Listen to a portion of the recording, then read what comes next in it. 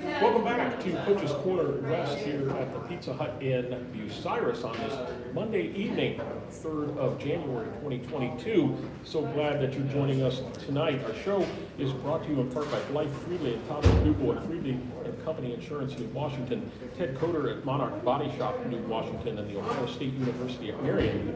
A Big Ten education close to home, and so Rose Bowl champ. How about that? So Nate, if you pick up the phone there, or the microphone there, as we get into the Wynford portions, how many times did you give up on the Rose Bowl on what day was it, Saturday?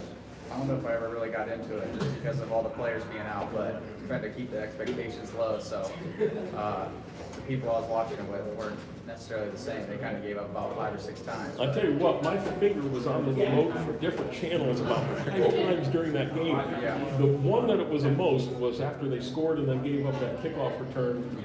I was about done, and I'm glad I didn't. I didn't give up on it, but I'll tell you, I was doggone close at that point. Nate, you're the JV coach and filling in for your dad tonight as the representative, also assistant coach and freshman coach Josh Crall, here with us as well. And I want to kind of go back a little ways to the 22nd game at Colonel Crawford. Tough loss, 67-51. Always a great rivalry. I'm sure it was a packed gymnasium. It sounded like it was a great atmosphere. And you really battled hard in the first half of the game, and you only were down to Crawford 29-22 at half, and then Nolan McKibben kind of got hot behind the arc, hitting 5 3-point shots, finishing with 18, and the Eagles win the rivalry game at home. Talk about kind of how you were happy with how the kids stuck with it in the first half and kind of what happened in the second half. You pretty much described exactly what I would have said, but they really did buy into what our game plan was for that week. We only had about, it seemed like 8 hours to prepare because we had to play the St. Pete's the day before for some reason, but going into a rivalry game, you'd rather have more time to prepare than that. But, and credit to the varsity players, I mean, it was unbelievable how well they executed our game plan to keep us in that game. Because I think I want to say we're the only team that's had a lead after an end of any quarter all season, but maybe 1 or 2 other teams have. So that's a credit to the varsity guys for buying in to what Coach Smith came up with. And you've seen the dividends from really the St. Pete game until now. They've really started to buy in a little bit better than they did at the beginning of the season. I think that has to do with a little bit of more experience for some of the guys. We only have 2 guys that have varsity experience coming into the year. But like you said, McKibben came in and did what good role players do and came in and separated the game for Crawford. Yeah, and Coach Smith mentioned Crawford County Howland was so right. It's such a point-on statement. You got to pick your poison against them. That's a good basketball team. So you can do everything you want to shut down or shut down or slow down Studer, but they know their roles. They know their 1/5. And they know the guys on the bench are going to be asked to come off the bench and do what they're supposed to do, and that's why they're successful. And they're hard. You know, shut down whenever you want to try to, but there's always somebody there. But what did you like about it, even though it was a loss to a rival? What did you like that team? Well, we did get down by around like 20 or 22 points, and you wouldn't have known what the score was and the effort of our guys by the end of the game. It was the same at the start. Even though we were winning by 1 against an undefeated team, you wouldn't have known we were winning by 1 because we weren't too excited, we weren't too sad. We get down by, I think, 7 at halftime. We come out of the halftime, and Jaron, that's here with us tonight, comes and I believe he scored the first bucket out of half, which we talked about in the locker room. We got to score first to make them put some pressure on them, but then McKibben made 3 straight threes and we pushed the double digits again. So, you know, simply them never giving up, even though the score was we were winning, we were losing, we ended up losing by 16 or whatever, but like I said, it's really the first time all season they played a full 28-minute game, or 32-minute game, not JV's 28, but varsity's 32, so 32-minute game. For those guys, that was a huge learning experience, and hopefully we can use moments like that to build upon some additional success the rest of the season. Sure. Sophomore Sam McMillan led the Royals with 18 points. Jaron Filliater chipped in with 15. Kanan Allen with 7. Grant McGuire 6. And James Schieffer with 5. And I want to have you pass the microphone to freshman coach and assistant coach Josh Crall there. And Josh, we want to now go 1 week later to last Wednesday, right before the New Year's holiday, and you have Seneca East at home, and a team that maybe the record doesn't show success, but when you're dealing with the Northern 10 leading scorer at about 33 points a game in Isaac Mason. That's a tough call, and you win the game. It's your first league win of the year, 61-59. And you've now won 2 of the last 3, and as Coach Smith said, you're starting to build some momentum. What has transpired in the locker room, on the practice floor, and in the game situations that you see as a young coach that you start to sense, and they start to sense, things are starting to turn around? Well, first, I think they're starting to buy into what our system is. And seeing as a player, previous player, seeing a couple of wins, as a league win, that's huge because momentum, obviously, but as you buy into what the system is, it works, and, credit to all the players, followed our game plans, and, as Isaac Mason, obviously, the lead scorer, it's a tough job, but they bought into the game plan and figured out how to win. So, as we go on through the year, we different game plans, obviously, but, buying into those and just, staying ready for whatever we have planned, and they've done a great job, especially in practice too, working hard, full 2 hours, an hour and a half, whatever our practice is that day, giving it their all, being competitive, and that's part of the buy-in that we want. So, credit to all the players. Yeah, for sure. You shot the ball pretty well against Seneca East, 23 of 44, 53%.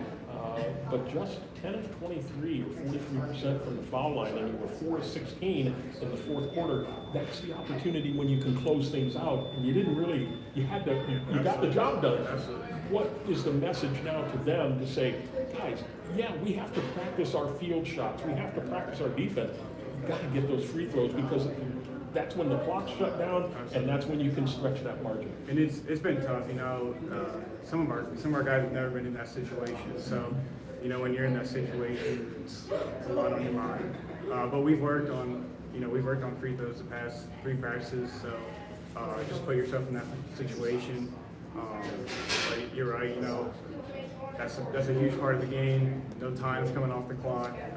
Big free throws. But credit to our guys. We found a way to win, so that's all we can ask for, and obviously we got to keep working. That's right. James Schieffer, Sam McMillan each knocked down a key free throw late to seal the win. Jaron Filliater, the senior, 33 points. James Schieffer and Sam McMillan with 7 points each. And you held, and I put that in quotes, Isaac Mason to 29 points. That seems like a little bit of a victory when you think, gosh, almost hits 30, but he's under his average. But he didn't go off for 45 or whatever. So, how impressed were you, as a former player not too long ago, a guy that would score and get to the rack? How impressed are you with him as a junior? He's pretty impressive. He's really athletic. Finds a way to get his shots off. But our game plan was to keep him to the limited shots, and we did that. He had some foul shots that were key to his scoring, but he's a great player. He's a great player, and finds a way to get to his game. Yeah, get to a spot for sure. All right, very good. We're going to take a quick break here and recognize some of our sponsors before we go to the young men around the table. We're brought to you in part by Mike Kleinite and Ag Credit Residential Lending, Cyrus Mount Leone and Marion, Dr. Thomas M. Britton, Columbia Vision Center, and Blue Ram Krebs at Rivers Edge Embroidery, Spring Printing and Signs, Route 309 across from the Marion Depot. First up, we have Micah Green, and Micah, thank you for coming out tonight. I appreciate how's things going. Good. How are you? Good. Your JV team, which I think you play primarily, right? Yeah. JV, is doing really well. And I'll be talking to Coach Smith here about that because that falls under his hand. But you're looking at 5-2 overall, 4-1 in the Northern 10 Conference. And although the varsity guys didn't beat Colonel Crawford on their home floor, you beat their JV team. And that had to be pretty special, wasn't it? Yeah, it was. Yeah, especially with the great crowd that was there, the great atmosphere. What has made this team be so successful so early? Because I know you got a bunch of freshmen on there, you got some sophomores on there. What has made you guys so successful? We have a lot of athletes, and our coach does a lot. We have a lot of good athletes, I guess. Just a good mix. Yeah. Where does your game have to improve as we move into January and February? Definitely offense. Why, from a shooting standpoint? Yeah. Okay, Yeah, so definitely. are you not getting the shots, or they're just not falling? They're not falling. Not falling. How are you going to rectify that? I've been in the gym lately, so Yeah? shoot. Extra time? Yeah. How's your free throw shooting? Pretty good. Could be better. Yeah, it definitely could be. Okay. Defensively, Yeah, that's my game. that's your That's game? definitely my Okay, game. very Yep. good. Well, continued success. It sounds like good things are happening, and it's kind of building that foundation of things to come for sure. So Yep, keep up the thank good you. work. You bet. Next up is James Rindfuss. How are you, James? Pretty good, yeah. Good. And I've only saw one game so far of the guys, and it was the first one against Wynford. But when I was watching the JV game, and I watched this guy who I haven't seen for years, and the last time I saw you, you were just a young lad, and this guy's out there and just running around all over the place. And where did all that come from? Where did that energy come from? Well, I just been eating more, you know. A growth spurt really helped that. But And I don't really pay a whole lot of attention, but I got decent sized arms on you for a young guy, and just the athleticism I was really, really impressed with. So have you been pleased? I'm not saying satisfied, pleased with where that group is right now? yeah, our JV team, we've just gotten a lot of confidence from getting like the Crawford win and several wins before that. So I feel like our JV team is gonna be good this year. In a practice situation, how much, and maybe I should ask Jaron this, but how much are you guys pushing them, the varsity guys? Oh, we push them as hard as we can. Because you're only making them better and getting them looks that they're going to need to see. So as you move through, what's Coach Smith here talk to you guys about from a JV standpoint of things that you want to accomplish in the second part of the year? It's a lot of it is about being aggressive and pushing the basketball, and we've done pretty good these past few games, and trying to get the varsity to do that as well as part of our job. Yeah, practice. absolutely. And it sounds like maybe it starts to turn. So continue success, continue eating, and continue to have that energy, because I think good things will happen. Thank you. You bet. Finally, Senior Jaron Filliater. What's going on, Philly? How are you? Hey, good. How are you? Good. Thank you for coming. And before I really get into much of the questions, second in the Northern 10 in scoring. You had a couple nice games. You had about 43 against St. Pete, and then dropped 33 against Seneca East, so that got you right behind. And you think, wow, I'm second in scoring, but Mason's at like 33 and I'm at 20. And there's that big disparity, but he's just a special player. Yeah. But I know your game is more than that. But when I was thinking about this as I was putting together the program tonight, it seems like a lot of the scoring is falling on your shoulders. Maybe a lot of the other things that a team does. Do you welcome that pressure of knowing that I have a lot to do? Yeah, I would say, honestly, I play better under pressure. I feel like I always shoot better when I'm contested, just stuff like that. I mean, I'd say I'd rather not be pressured, but I always feel like I do play better under pressure. So Yeah, it's got to shine away from it. Yeah. Okay. Well, I don't think seniors have to do that. Yeah, Coach Crall here, he felt all kinds of that kind of pressure, and it just happens. It's a natural part of it. You know, we mentioned earlier in the program that you didn't get off to the start that you wanted. You played some really outstanding games. Old Fort and the Bucyrus loss was a tough one to swallow, I'm sure. But some other teams as well, that Upper Sandusky and that you ran into, has kind of been top heavy in the schedule. What has changed that now you've won 2 out of the last 3, and what's that feeling? Not what these guys are saying. I don't care about that. I mean, I do.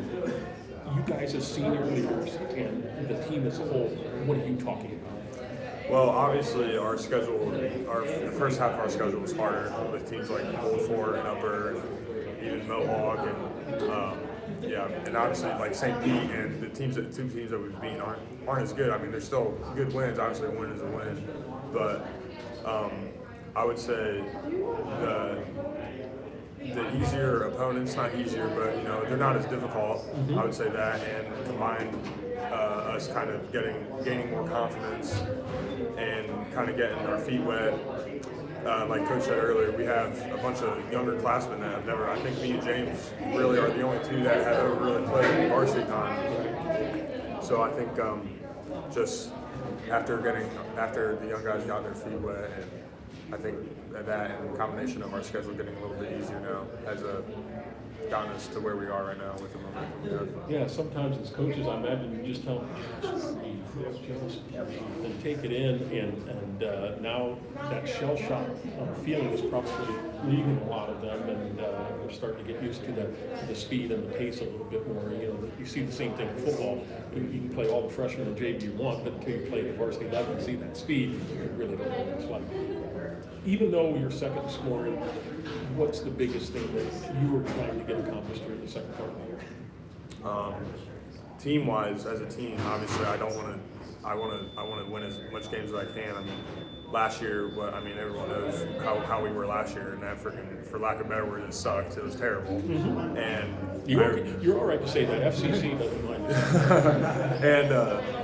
and I would say it was just that like last year, and having that taste of last year going into last year, I was so excited, considering like how well we did Coach Crall's senior year. Mm-hmm. I was excited with all the talent we had coming back, and obviously didn't really live up to expectations last year.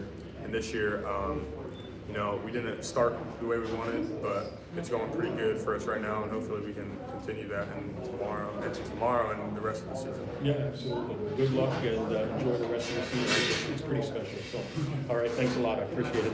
We're going to come back to Coach Smith here in just a moment.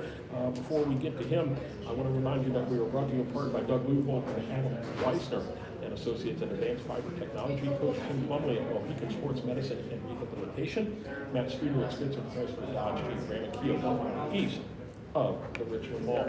JV Coach Nate Smith joins us once again. And Coach, I want to touch on your group, the group that you're dealing with more specifically. And as I mentioned, 5-2 overall, 4-1 in the Northern 10, and I've talked to a lot of coaches in a lot of my years, and they're very satisfied. What are you pleased at this point? I would say, yeah, overall, yes, we are very pleased with what the young guys are doing. But like you said, you're never going to be satisfied. Even if you were 7-0 through 7 games, you still wouldn't be completely satisfied. But really, when you look back on it, are they doing what you asked for? Yes. And so at the end of the day, if you're a reasonable coach, you're happy with that. What's the biggest thing that you want to be impressing upon them as they go into the second half of the year from a calendar standpoint that you want them to accomplish as they finish out the year? I think the biggest thing for us is, I think Micha might have even touched on this, is kind of the belief and confidence in themselves. Mm-hmm. And obviously results are starting to show that they have the ability to win games and be a good basketball team. But we play about 10 guys in JV. We have any night we've had a different line. We've never played the same rotation, and we're able, and that's what a good program you have to have. You have to have multiple angles to attack different teams. You have to understand that we are good enough to win the games when we step on the court. And I think the product of seeing a season like Philly had to endure last year, and then our varsity guys are seeing the same thing. Winning is tough, and it's hard to believe in that. But once you start actually believing in yourself, you can do things that you never even thought you could do. So through 7 games, I would hope that all of our JV team guys have seen that, but they need to understand that we've had a lead in every single game. With the 2 that we lost, we blew the leads.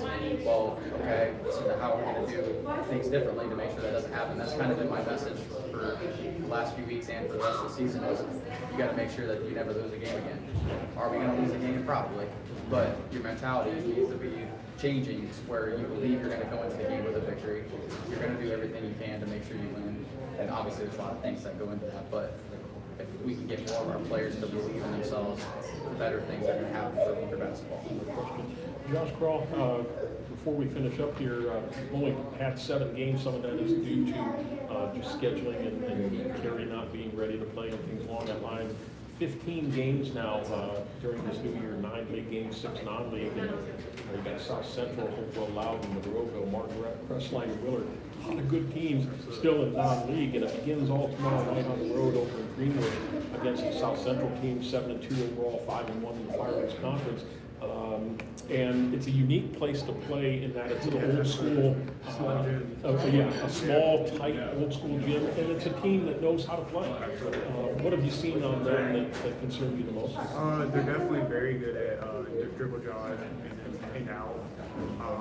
They're a little smaller than usual, but like you just said, they're always good fundamentally, defensive wise. You know, they have a system that they've ran for years that works, and they're good.